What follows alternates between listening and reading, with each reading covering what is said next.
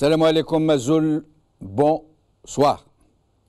55 ans plus tard, cette nuit de violence, de carnage, d'humiliation aussi, qu'ont subi les Algériens de Paris restent enfouis dans le déni, dans le refus de reconnaissance, dans le refus de repentance. Ce crime d'État n'a pas été reconnu en tant que tel, comme si les paisibles manifestants de ce tragique soir du 17 octobre 1961 étaient des bêtes malfaisantes qu'on écrase du talon. Pourtant, ils ne faisaient que revendiquer leur droit à la dignité, leur droit à la liberté. 55 ans plus tard, les victimes de ce crime d'État restent des ombres évasives, une mémoire que l'État français refuse encore à ce jour de reconnaître comme cela devrait l'être aujourd'hui. Le Figaro, 17 octobre 1961, les 5 chiffres incroyables de la manifestation du FLN à Paris, par Sophie Guerrier. El Watan, 55e anniversaire d'une longue nuit d'horreur. 17 octobre 1961, un crime d'État non reconnu. Par Nadia Boualisha. Mediapart, 17 octobre 61, la bataille d'Enodi.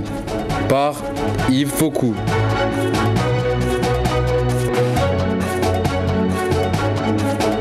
Quand la Fédération de France du FLN lança le mot d'ordre pour la manifestation du 17 octobre 1961, elle avait pris le soin d'exiger que les gens viennent en famille, y compris avec leurs enfants, et qu'ils soient sur leur 31.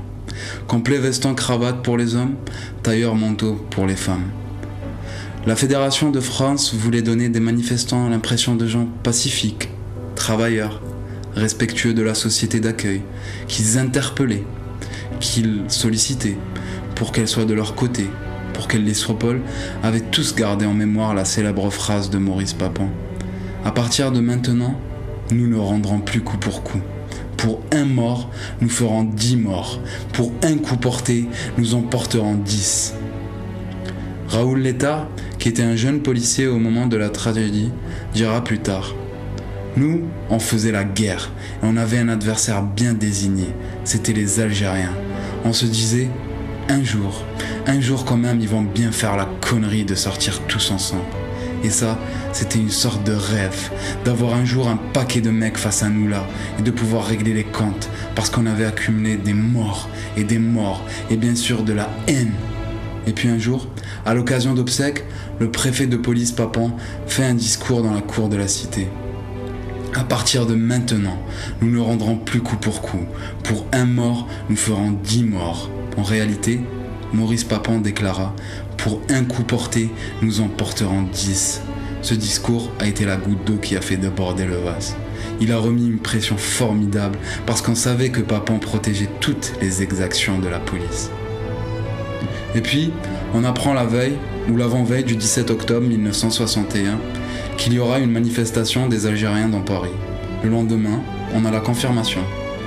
Un collègue qui était de radio vient nous dire: les gars, ça y est, les ratons, on disait les ratons, se réunissaient sur les Champs-Élysées. Il paraît qu'ils veulent aller agresser le commissariat du 8e arrondissement. Et après, des collègues sont encerclés par des ratons.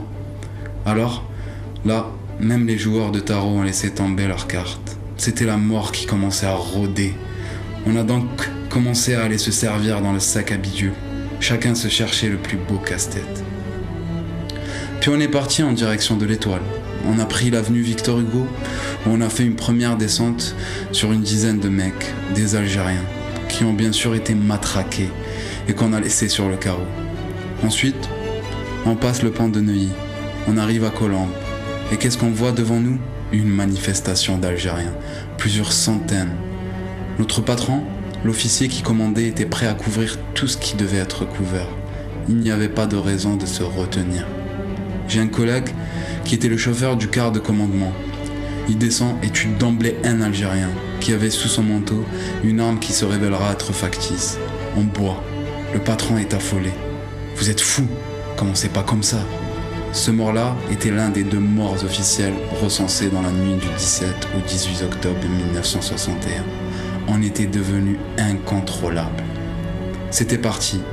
On s'est lancé dans ce qu'on appelait les courettes, les poursuites, qui nous ont conduits dans une zone de pavillon de Colombes. Il était déjà 23 heures. Les habitants qui avaient peur nous appelaient. On montait dans les étages pour mieux voir et on tirait sur tout ce qui bougeait. C'était l'horreur, l'horreur.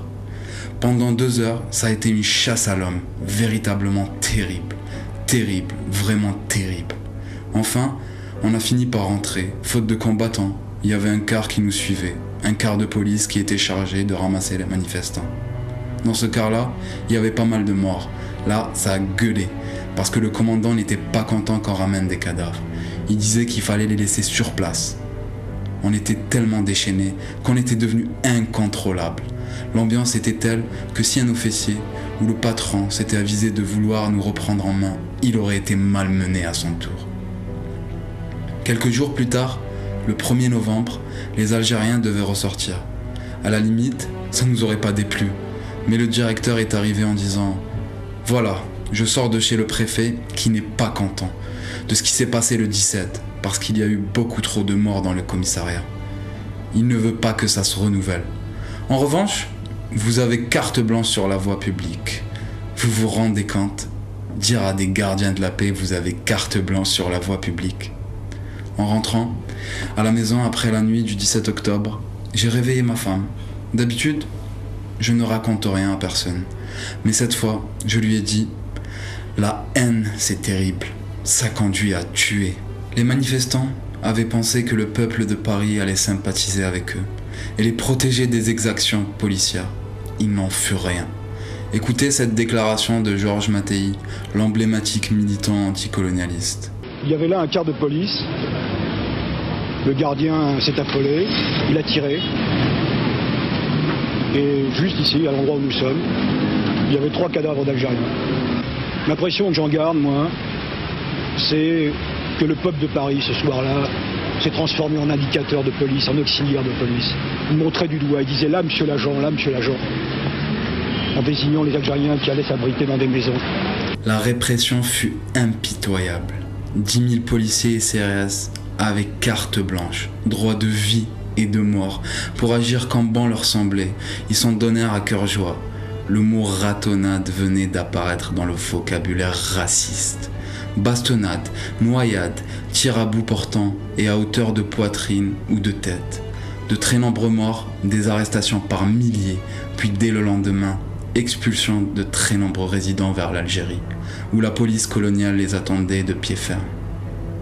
Les autorités françaises reconnurent 3 morts. Écoutez Jean-Luc Einaudi. Je pense que la réalité tourne probablement autour de 300. Des morts sous quelle forme?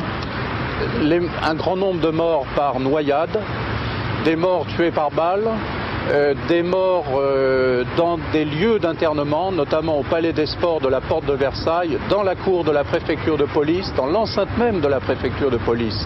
Au stade de Coubertin, on a tué des hommes dans des lieux d'internement ce jour-là.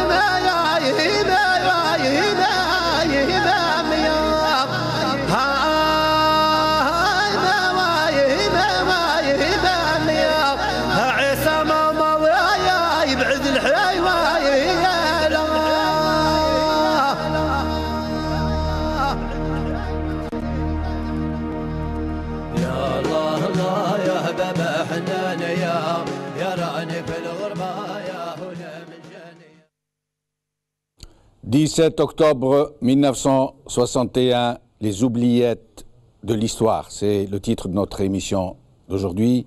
Et j'ai le plaisir de recevoir Sadr Sellem, historien, spécialiste de la colonisation. Sadr Sellem, merci d'être avec nous. Hassan Zahraoui, chercheur, sociologue spécialisé en immigration, spécialisé de la diversité, de la discrimination aussi. Vous avez, je crois, fondé une association, il me semble. Non, je n'ai pas fondé une association, j'ai été le cofondateur du premier observatoire de la lutte contre les discriminations à l'époque de Martine Aubry. D'ailleurs, j'ai été le co-rédacteur du projet de cet observatoire qui nous a échappé par la suite, évidemment, qui a fonctionné pendant 4 ans. Bon, j'ai fait partie des gens que Martine Aubry avait désignés au Conseil des ministres comme faisant partie, mais au départ, on était 2 seulement, deux indigènes, entre guillemets.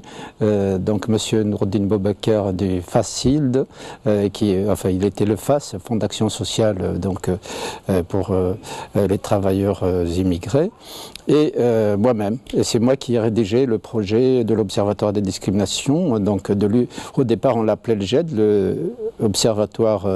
le groupe d'études sur les discriminations. Après, il est devenu le GELD, groupe d'études et de lutte contre les discriminations. Mais au départ, on n'était que 2. Et après, on a eu 22. Ça fait penser à une histoire. Et après, bon, ma foi, Martine Aubry s'en est saisie.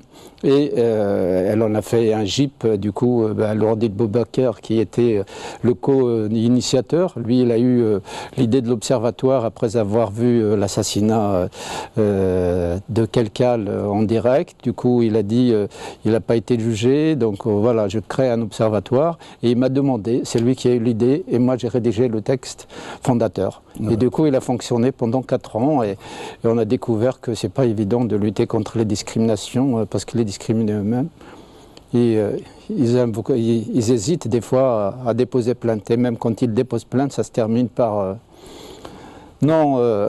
Et nous allons en parler des discriminations entre hier et aujourd'hui. En quoi ça a changé, si c'est pire, si c'est plus humain, j'allais dire. Sadr Sedlem, François Hollande, le président français, avait signé une pétition, il était l'un des signataires de cette pétition qui réclamait la qualification de ce qui s'est passé le 17 octobre en crime d'État. Il était signataire. Or aujourd'hui, il est le chef de l'État français. Qu'est-ce qui l'empêche d'aller vers quoi il appelait lui-même? C'était avant d'être président, c'était en pleine campagne électorale. Dans les campagnes électorales, on ratisse large. Les artifices sont bons pour la pêche aux voix. Mais il faut reconnaître que il a eu, disons, des éléments de langage qui allaient au-delà de ce qui avait été dit ou n'a pas été dit auparavant. Mais il y a des blocages, pas seulement dans la classe politique, dans la société française. Et il y a un problème vis-à-vis de la diversité, qu'on appelle par euphémisme la diversité. Maintenant, on a un complexe, les problèmes des 3 I, immigration, intégration, puis l'islam, puis la mémoire coloniale. Donc, ça charge la barque au maximum et ça multiplie les blocages. Zaharoui a le mérite d'être passé de l'étude de l'immigration à l'intégration. Et puis il y a eu les problèmes de l'islam, où les sociologues ont été d'emblée éliminés par les islamopolitistes qui voulaient monopoliser le problème pour rentabiliser la peur. Ils faisaient croire pendant 25 ans à l'imminence d'un grand soir islamiste et qui servait à éclipser les ratés de l'intégration et de la lutte contre les inégalités. Or maintenant, on a les problèmes de la mémoire coloniale qui, dans l'immigration, a une importance comparable à celle de l'islam dans l'immigration dans les années 80. Mais les études restent très en retard.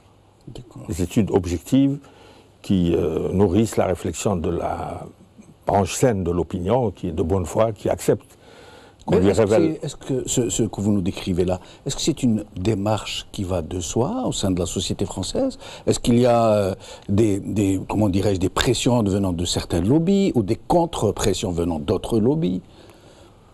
Il y a de tout. Il y a de tout. Il faut reconnaître que l'opinion française est beaucoup plus prête à accepter la vérité que certaines catégories de la classe politique. Je me souviens d'un sondage qui a été réalisé au moment de la repentance de l'Église vis-à-vis de ce qui s'est passé pendant la Deuxième Guerre mondiale. Et on a posé la question aux Français. 56% ont répondu que le peuple algérien mériterait la même repentance. Une majorité, donc. Une majorité très En quelle année? Alors, la repentance, c'est dans les années 90. Oui, c'était peut-être qu'entre-temps, ça a dû changer dans le mauvais sens. L'islamophobie aidant, tous ces épouvantails qu'on agite, est-ce que nous pourrions obtenir les mêmes résultats? Bon, la vérité, elle avance. Elle avance au rythme des recherches. Elle avance ou elle recule? Non, elle avance quand il y a des recherches probes et érudites. À propos de recherche, je m'excuse de vous interrompre, c'est très intéressant pour ne pas nous fourvoyer dans d'autres pistes. J'aimerais d'abord savoir, cette fameuse manifestation, certains disent qu'elle a été appelée, le mot d'ordre venait de la Fédération de France. D'autres disent que non, qu'elle pourrait émaner de la direction centrale de la Révolution de l'époque. Bon, le mot d'ordre, il venait de la direction qui était en Allemagne, le comité fédéral, en réaction à l'ordre de couvre-feu, à l'intention d'une catégorie de citoyens français. Il ne faut pas oublier qu'on avait envoyé 1 million d'hommes pour forcer les Algériens à rester français. Oui, mais ils n'étaient pas français à ce moment-là, ils étaient sujets français. Non, depuis le statut de 47, c'est la citoyenneté dans le statut organique, dans le statut personnel. En gardant leur statut personnel, c'est-à-dire à la limite des sous-citoyens. Non, ce n'étaient pas des Français à part entière. Dans les faits, non. La preuve, c'est qu'on a institué un couvre-feu à l'intention d'une catégorie de citoyens, considérés comme français, mais sélectionnés selon des critères ethniques, religieux, d'ordre racial. Et c'est ce premier côté discriminatoire de la mesure de Papon. Il voulait couvre-feu entre 20h30 et 5h30 du matin. Voilà. Donc c'était à la suite des attentats commis par le FLN en métropole contre les policiers notamment. Oui. Et donc le FLN a décidé de contrecarrer cette décision de Papon. Il n'y avait même pas d'arrêté, paraît-il. Il l'a annoncé par voie de presse. Un simple communiqué de préfecture de police, une décision à la limite, un véritable fait du prince. Et le FLN voulait contrer parce que cela empêchait en fait les actions j'allais dire, de guérilla. Le FLN, à l'époque, il voulait prendre à témoin l'opinion internationale. Il le faisait avec beaucoup d'habileté. Et on était en pleine négociation, qui avait été ouverte à Évian le 20 mai. Ça a coincé sur certains points, puis ça a repris à Lugrin le 20 juillet, mais dans une atmosphère très tendue à cause de la guerre à Bizerte, qui avait eu lieu vers le 15 juillet. Donc le FLN s'est crispé quand on a vu l'armée française envoyer des paras d'Algérie pour les larguer au-dessus de Bizerte. Donc ils croyaient à une guerre de reconquête. Mais malgré ça, le FLN reprenait les négociations. Et même quand il y a eu interruption des négociations, les délégations se séparaient, il n'y avait pas de rupture. Il y avait Boulharouf et quelques autres qui restaient en contact avec les membres de la délégation. Or, en septembre, le point de discorde qui bloquait les négociations a disparu quand le général de Gaulle a renoncé au Sahara. C'était le point de désaccord. C'est-à-dire de séparer le Sahara du reste de l'Algérie. Considérer l'Algérie comme un territoire unique, dans lequel le Sahara était... Voilà. Le deuxième point, c'était la binationalité. Parce que maintenant, on se plaint des binationaux franco-algériens, mais il ne faut pas oublier que c'est la délégation française qui a exigé la reconnaissance de la double nationalité pour les Français d'Algérie. Parce que tout le monde croyait qu'ils allaient rester. Mais les négociations... Cette manifestation, cette répression est tout à fait étonnante, vu l'évolution très rapide dans le sens de ce que le général de Gaulle appelait le dégagement. Il s'apprêtait à quitter, et puis brutalement, on a une répression digne des débuts de la conquête, des brutalités, mais au cœur de Paris. Justement, Hassan Zahraoui, pour rejoindre ce que dit Sadr Sidlem, les initiateurs de la manifestation semblent penser, comme le dit maintenant, nous l'apprend maintenant Sadr Sidlem, puisqu'on sent qu'ils ne s'attendaient pas vraiment à une telle répression. Ils ont demandé aux femmes d'accompagner les hommes, de faire sortir les enfants. Ils ont demandé aux hommes de se mettre en complet veston, cravate, aux femmes de porter des foulards, des manteaux, des tailles. C'est-à-dire qu'ils ne s'attendaient vraiment pas à une répression. Oui, je pense qu'ils ne s'attendaient pas à une répression aussi féroce, en tout cas, sans doute contrée, oui, mais tuer, et bon, comme dans toutes les manifestations, des fois les forces de l'ordre bastonnent un peu. Voilà, oui, bastonnent un peu, mais là, on n'était plus dans le maintien de l'ordre, c'est-à-dire que d'emblée, apparemment, Maurice Papon, donc vous avez rappelé, Sader Selam, mon ami, a bien rappelé que vous l'aviez dit, entre 20h30 et 5h30 du matin, donc les Algériens ne pouvaient pas se déplacer, donc c'était comme s'ils étaient en résidence surveillée, puisque d'une certaine façon, ou alors, et plus encore, c'est-à-dire que le préfet, le sinistre Papon, avait donné l'ordre de fouiller de jour comme de nuit les travailleurs algériens qui se rendaient à leur usine ou leur chantier dans des conditions très particulièrement pénibles.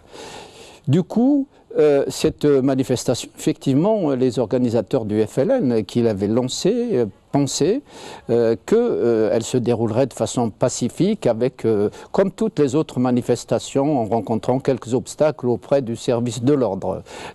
Les policiers sont là pour assurer le service d'ordre dans le cadre du respect des valeurs de la République, c'est-à-dire du citoyen qui a droit à la manifestation. Mais ce n'était pas une manifestation autorisée, néanmoins. Non, oui. Bien sûr. La manifestation n'était pas autorisée, mais on aurait pu la canaliser plutôt que de la réprimer très violemment. Il faut savoir quand même que ce sont les harkis qu'on avait mis aux portes des métros. La fameuse PMA, police auxiliaire, donc les harkis, qu'il y avait et armée. Il y avait donc une intention de mater et d'agir de façon violente. Il y avait l'intention d'un massacre organisé. Moi, je le dis ici, devant El Mghribiya, ce massacre, Papon l'avait planifié d'une certaine manière, de mon point de vue. Vous attendez un tel nombre de morts? Non, peut-être pas un tel nombre de morts, mais il y a eu, ce n'était pas des dérapages ou des bavures, puisqu'il faut resituer le contexte. Le mois précédent, il y a eu 22 policiers tués par le FLN. Du coup, les forces de l'ordre, la police, qu'on respecte quand elle respecte les valeurs de la République, et elle est là pour ça, la police donc était exacerbée à juste titre. Et lors de funérailles justement d'un des policiers, Papon, c'est à ce moment-là qu'il aurait dit, un coup, nous rendrons 10 coups. Tout à fait. Et comme il y avait une pression donc, des forces de police sur le préfet, ils disent maintenant ça suffit, basta, il faut en finir. Et du coup, le préfet Papon avait donc organisé, il savait très bien comment s'y prendre pour pouvoir neutraliser, mater et surtout, on a vu tuer. Oui. Comment on pouvait s'attendre à ce que des femmes, des enfants... il y a eu des femmes et des enfants morts? Oui, il y a eu, on a retrouvé une jeune fille là, dans le canal Saint-Martin. On pensait qu'elle a été tuée lors de la manifestation de Charonne, à laquelle on a donné la publicité du côté de la gauche, parce qu'on a demandé une enquête, mais on n'a pas demandé, paradoxalement, une enquête sur les assassinats du 17 octobre 1961. Alors ces pauvres travailleurs, j'ai interviewé pas mal, un certain nombre de travailleurs qui ont participé à cette manifestation du FLN. Alors, ça a été tenu secret jusqu'à la dernière minute. Et après, on leur a dit, il faut y aller, il faut y aller. Alors, ils ont commencé, évidemment, ils sont arrivés sur le pont de Neuilly, les premiers, mais c'est à l'Opéra que ça a commencé à dégénérer. On commençait les premiers coups de feu, après, on va vers les grands boulevards, et ensuite, boulevard Saint-Michel.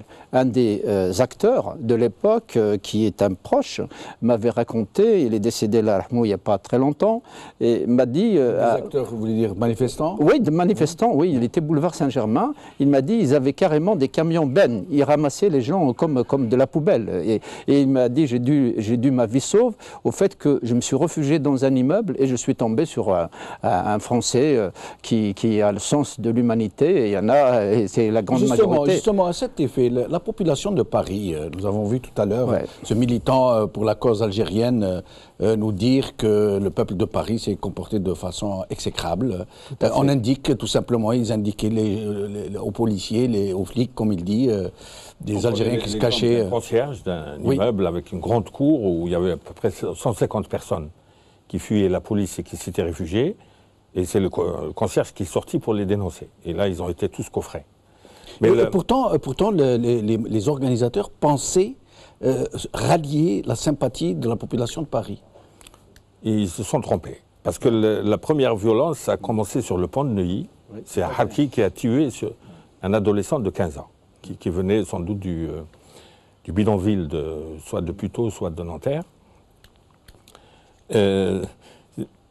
Bon, les organisateurs, évidemment, ils étaient en guerre. Moi, j'ai rencontré des rescapés. Il y en a un il était parmi les responsables du FLN. Il me dit, nous avions l'interdiction formelle de prendre les armes, parce qu'ils étaient habituellement armés, les responsables. Il m'a dit, mais moi, j'ai transgressé, j'ai pris un couteau avec moi, que je n'ai pas eu à utiliser, et il n'y avait pas de pancarte. Ils ne voulaient pas de banderole, pas de pancarte, rien. Rien. C'est après qu'ils se sont mis à dire libérer Bembella, Algérie algérienne, alors que les manifs de décembre... Des slogans, mais pas de pancarte, pas de banderole. Non, ils criaient l'Algérie indépendante, Algérie algérienne, alors qu'à Bellecour, on criait Algérie musulmane, en décembre 60, nuance. Alors qu'Algérie algérienne, ça allait dans le sens du général de Gaulle. Oui, c'était pas l'indépendance. Exactement. Et comment vous expliquez ça? Je m'explique ça par le fait que la LN était plus islamisée que la Fédération de France, un peu laïque. Elle ne pouvait pas, sans doute aussi par tactique, si on dit Algérie musulmane, il y avait beaucoup de sympathisants laïques de la cause algérienne. Dans un environnement... Oui. Mais toujours, jusqu'à maintenant, il y a Lacouture a écrit tout un livre, l'Algérie algérienne, il se trompe sur le sens de l'Algérie algérienne. Le général de Gaulle a utilisé cette tautologie pour obtenir au mieux une autonomie interne, pour que l'Algérie reste un État associé. Et ce n'est qu'après le retour aux Russes... Ce n'est pas le sens de laïque, non? Non. De Gaulle s'en foutait. Là. Oui, à l'époque, je crois que le problème ne se posait pas vraiment. Non. Oui. Non, ça c'est des problèmes des années 90. Là, Sinon, les autorités françaises ont vite annoncé 3 morts et ils s'y sont tenus pendant plusieurs jours avant de reconnaître 6 morts. Moi, une fois aux archives, j'étais vraiment euphorique pendant une demi-heure quand j'ai vu le carton manifestation octobre 61 à Paris. Je me suis dit, tiens, j'ai commandé le carton. Et dans l'attente, on va trouver un scoop. Eh ben, on trouve que des coupures de presse de l'aurore à l'humanité reprenant le communiqué de Papon. C'est tout. Justement, j'ai trouvé tout à l'heure un extrait sur les archives. On dit que tous les rapports de Papon à sa hiérarchie, y compris à la présidence de la République, ont disparu. Il n'y a aucune trace de tous les écrits de Papon sur la tragédie. Il y a Jean-Paul Brunet, qui est un normalien, un bon historien, qui a écrit un livre sur la base de ce qu'il a trouvé comme archive, mais on l'a appelé l'historien de la police. C'est-à-dire qu'il a penché du côté de la police, où il a inventé... je pense, tout crime d'État est accompagné d'un mensonge d'État. Or, le mensonge a eu lieu au sein de l'État. Parce que si l'on en croit Constantin Melnik, qui était dans le cabinet de Michel Debré, chargé des services spéciaux, c'est lui qui a appris à Michel Debré que les chiffres de Papon sont faux. Il lui a dit, il y a des dizaines de disparus. Les morts avérés. Des dizaines, ça peut vouloir dire les 300 que revendique Enoch. Alors, les révélations ont été faites par la Seine, jusqu'à Mantes-la-Jolie. Alors, à la fin du mois d'octobre, on avait peut-être une vingtaine de corps rejetés. Et puis, ça veut dire qu'il ne reconnaissait que les corps qui étaient rendus par la Seine? Non, il ne les comptabilisait pas. On n'acceptait pas de remettre en cause. Et comment les enterrer? Comment délivrer des permis d'inhumer ou des permis d'envoyer, de rapatrier vers l'Algérie? Ah, rapatrié. Non, il n'y a pas eu de rapatriement. On a expulsé les On a expulsé les manifestants. Certains parmi les meneurs, disait-il. Après les avoir parqués au Palais des Sports, au parc de Vincennes, on a choisi les meneurs qu'on a mis dans un avion qu'on a expulsé. Mais il n'y a pas eu de rapatriement. Il n'y a pas eu de rapatriement de dépouilles? Non. Ils n'avaient pas droit à cet honneur. Et comment les enterrés sont permis d'inhumer? Alors, il paraît qu'il y a eu des trafics avec l'Institut médico-légal, avec la dissimulation était totale.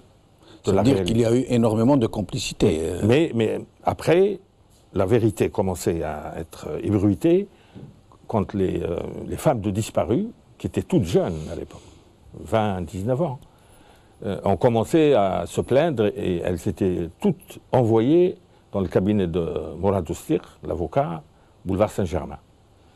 Et on a une qui est venue et qui pleurait. Elle dit, mon mari, ça fait 1 mois et demi, il ne s'absente jamais, même en vacances, il reste 15 jours. Et il lui a dit, madame, vous êtes 400 dans ce cas-là. Oh là, oui. Ça veut dire encore plus que les chiffres d'Enodi. Plus que les chiffres, parce que Mourad Oustir était militant du FLN et sur la base des plaintes il estimait déjà à 400. Et donc... Mais il n'y avait pas beaucoup de femmes d'Algériens qui résidaient en France à ce moment. Si, l'immigration familiale était... Il y avait beaucoup de couples... Justement, oui, il y avait des femmes et c'était à la manifestation. Mais c'est vrai qu'à ce moment-là, la grande majorité, c'était des hommes. Des hommes, des célibataires. L'immigration, oui, des célibataires, dans la force de l'âge, évidemment, il faut bien le préciser. C'est que l'immigration algérienne a bondi de 1946, le recensement. Ils étaient, enfin, un recensement officiel, mais les chiffres sont un peu plus élevé, je pense, de l'INSEE, l'Institut national d'études économiques. En 1946, il y avait donc 22 000 Algériens recensés, et en 54, le recensement de 54, on est passé à 200 et quelques mille. Et 10 fois plus. Oui, 10 fois plus. Et à l'indépendance, on était à 350 000, et ce ne sont que des chiffres là de l'INSEE, mais entre-temps, c'est-à-dire que c'est à partir de 1945 qu'a commencé la féminisation. Bon, il y a eu quelques femmes d'arrivée vers les années... C'était quand même assez marginal. Non, assez marginal, mais il y avait ce que moi j'ai écrit dans mon premier livre, j'ai appelé ça l'immigration refuge, dans la mesure où on oublie que les autorités françaises avaient instauré le visa pour se rendre en Algérie à partir de 1956. Pour les travailleurs algériens, dans leur propre pays. Ceux qui étaient en France devaient avoir un visa pour rentrer. Absolument. Des pouvoirs spéciaux. Oui, tout à fait. Donc on l'oublie trop souvent. Et du coup, comme les travailleurs qui étaient habitués à l'époque à séjourner 1 ou 2 années ne rentraient pas, certaines femmes avaient pris la décision de rejoindre leur mari. Et donc il y a eu... de l'ordre de combien à peu près? Écoutez, on peut estimer, déjà en 1946 il n'y en avait pas beaucoup, mais disons qu'en 62, on peut estimer à 30 000, 40 000 le nombre de femmes déjà. Sur 200 000 à peu près, je n'ai pas, même pas assez important. En 62, oui, c'est important. Il y a un chiffre de 1953 qui estime à 15 000 le nombre de familles. 15 000, de familles regroupées. Oui, voilà. Familles regroupées. Ça, c'est des familles regroupées. Mais au nombre des femmes, donc il y a eu une accentuation pendant la guerre, paradoxalement, de libération nationale. Donc, et puis, après, évidemment, à partir de 62, ça s'est amplifié. Mais n'empêche que la rupture est intervenue de façon décisive à partir, le grand tournant vers l'immigration, le passage de l'immigration d'hommes seuls à l'immigration familiale, à partir, donc, durant les années de la guerre. Pourtant, ils vivaient dans des conditions absolument calamiteuses, dans des baraquements de fortune, plein de boue, pas d'eau courante, Gennevilliers, je crois, Nanterre. Oui, mais c'est ce qui a fait que le FLN avait une prise. Bon, d'accord. Pour revenir au 17 octobre, je pense qu'il y a une triple victoire qui a été obtenue par le FLN à ce moment-là. C'est parce qu'en même temps que c'est une page noire de l'histoire de la guerre de libération nationale ou de la Révolution, ça dépend de quel point de vue on se place, il y avait donc une victoire à la fois par rapport à l'opinion nationale française française et à l'opinion internationale, pour montrer que les Algériens, loin de se considérer comme français, puisqu'ils étaient français entièrement à part, revendiquaient leur algérianité et surtout leur indépendance. Ça, c'est la première victoire. La deuxième victoire était celle acquise par rapport au MNA, au mouvement nationaliste algérien dirigé par Messali Hadj. Qui était très présent en France, mais qui ne parvenait pas à mobiliser autant. Voilà. Et donc, la troisième victoire, si vous voulez, c'est que ça a montré le poids de la Fédération de France, du FLN, dans le cadre de la guerre de libération, qui malheureusement, par la suite, va être sous-estimée.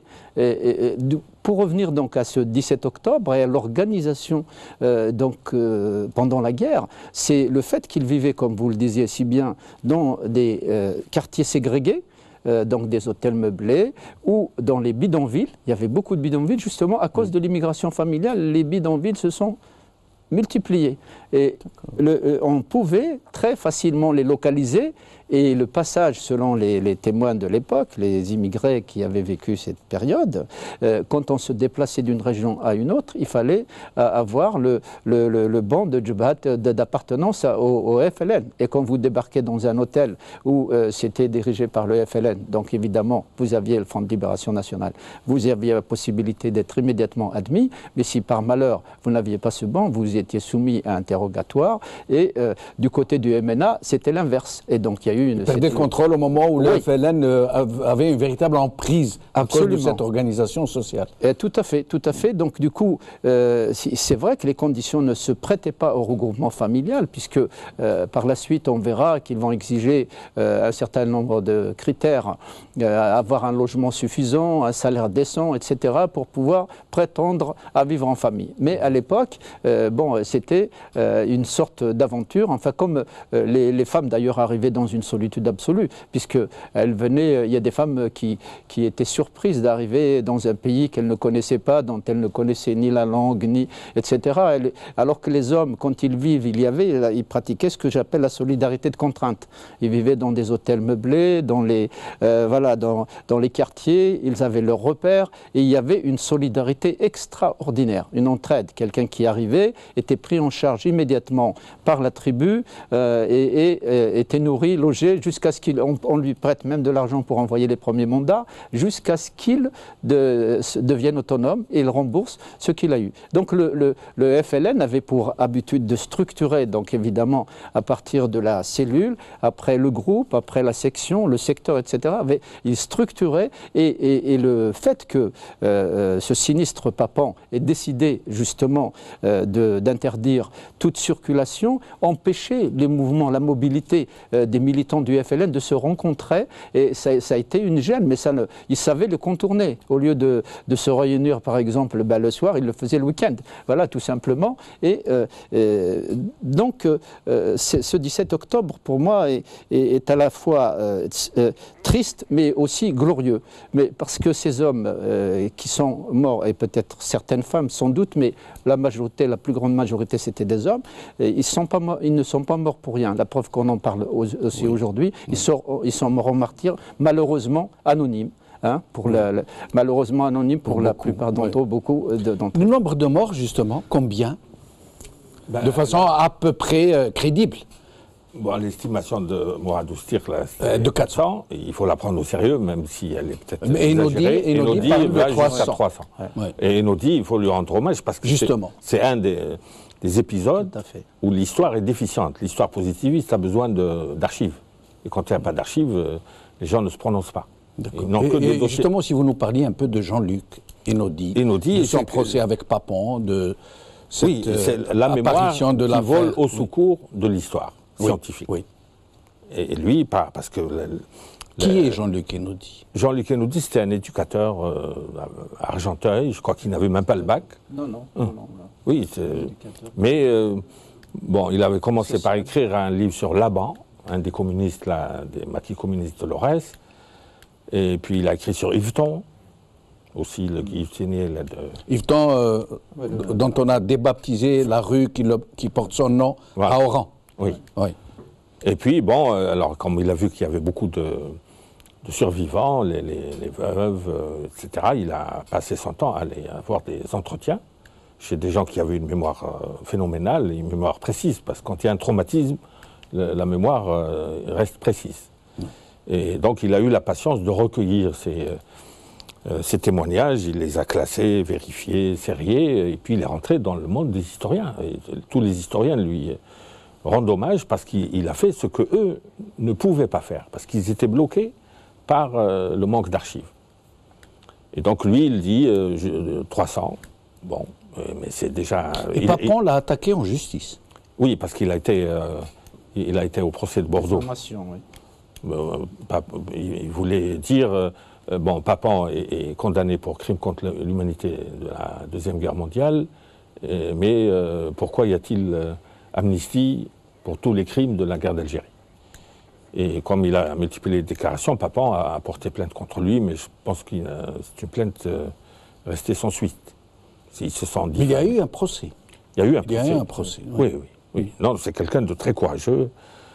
Il a beaucoup fait pour cette cause, pour cette affaire dite du 17 octobre. Ah, absolument. Il a contribué très très largement à la faire connaître sur un plan international. Principal.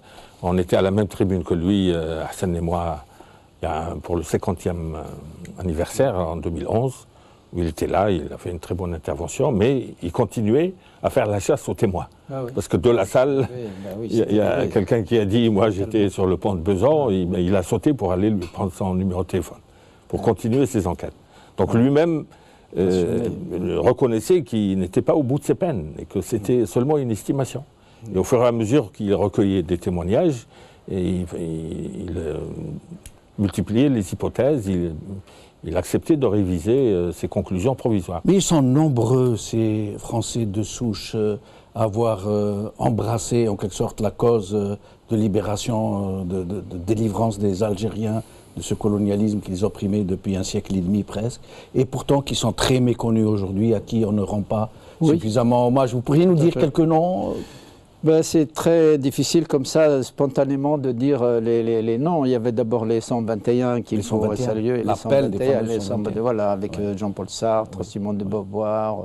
Et donc il y a eu les 121 sur lesquels Yves Boisset voulait d'ailleurs faire un film. Oui. Il faudrait peut-être que quelqu'un, un cinéaste algérien, essaye de... Mais au-delà, il y avait effectivement, surtout des militants, je pense, communistes et de l'extrême gauche, qui soutenaient la cause algérienne. Mais de manière générale, ce qui jouait sur l'opinion publique, c'est le fait qu'on voyait des appelés partir et certains n'en revenaient pas. Alors les familles commençaient à se demander pourquoi cette guerre, à quoi elle sert. Mais malheureusement, l'opinion de manière générale, moi j'ai étudié les différents sondages consacrés, on parlait de Nord-Africains, très peu de Français musulmans algériens, on parlait de Nord-Af. Quand il y a un crime qui est commis, on dit taille moyenne, teint basané, cheveux frisés. Alors moi j'ajoute en tête, recherché. Ouais. Donc Nord-Af. Donc l'époque qui voulait ça. Et malheureusement, y compris je pense aujourd'hui, dans les représentations sociales, l'image du Nord-Africain, donc de l'Algérien. En vérité, derrière le Tunisien, le Marocain, se cache l'Algérien. Le Nord-Africain, c'est d'abord l'Algérien. C'est d'abord l'Algérien. D'ailleurs, les plus nombreux. Voilà, oui, absolument. Mais une enquête de 1951 menée par l'INED montrait que dans l'échelle de sympathie, ça nous vient des Américains, les sociologues, et alors l'échelle de sympathie, ils étaient en avant-dernier, les Nord-Africains, dans le sondage de 1951, un échantillon représentatif. En 1971, le même organisme fait un autre sondage. Les Nord-Africains, cette fois, étaient les derniers, alors qu'en 1951, les Allemands étaient avant-derniers et ils deviennent seconds au recensement de 1971, parce que les effets de la Seconde Guerre s'étant estompés, oui. Du coup, mais les Nord-Africains, ils ont encore perdu une place, ils sont restés les derniers. Du coup, par rapport à la population française, il y a une opinion assez mitigée. Ceux qui connaissaient de près les Algériens ou les Nord-Africains, ils avaient eu une estime pour ces gens, parce qu'ils ne les voyaient pas aussi dangereux qu'on les présentait dans les médias populaires, qui avaient rendu de façon éhontée compte du massacre du 17 octobre. Mais la majorité de la population restait comme indifférente. Alors il y avait les Sidi, après on est passé les Tchouk-Tchouk d'abord, après les Sidi, après les Biko, après les Bougnouls. Et donc dans l'opinion, le lendemain, le jour de la...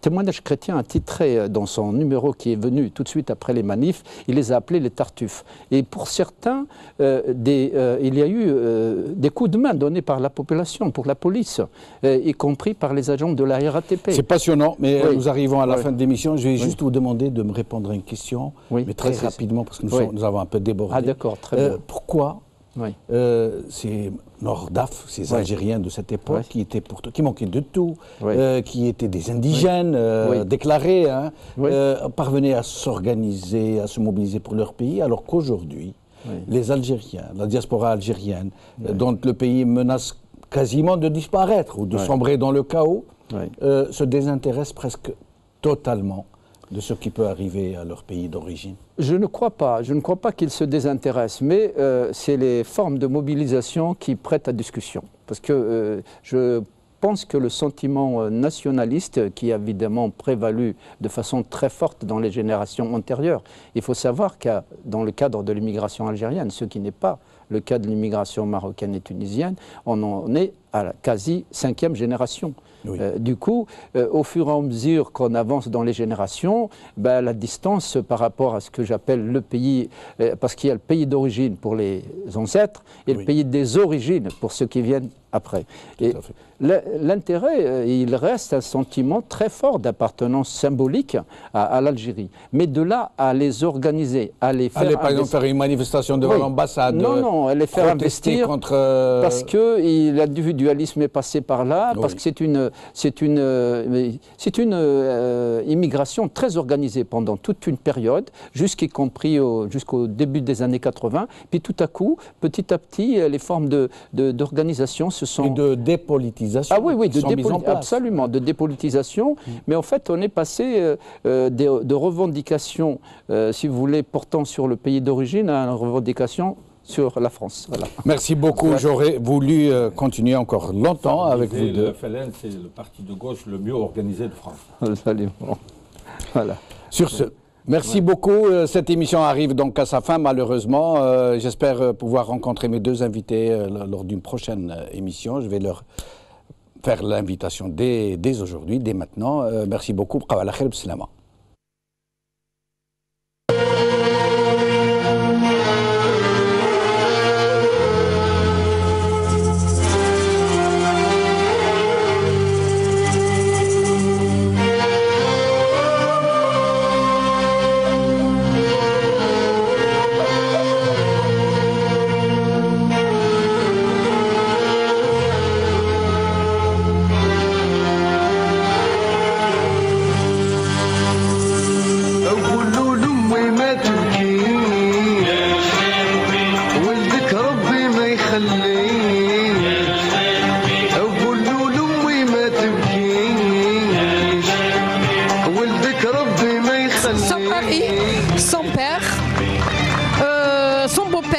C'est-à-dire moi je suis la fille d'un شهيد 26 26 قتلتهم في فرنسا أمامها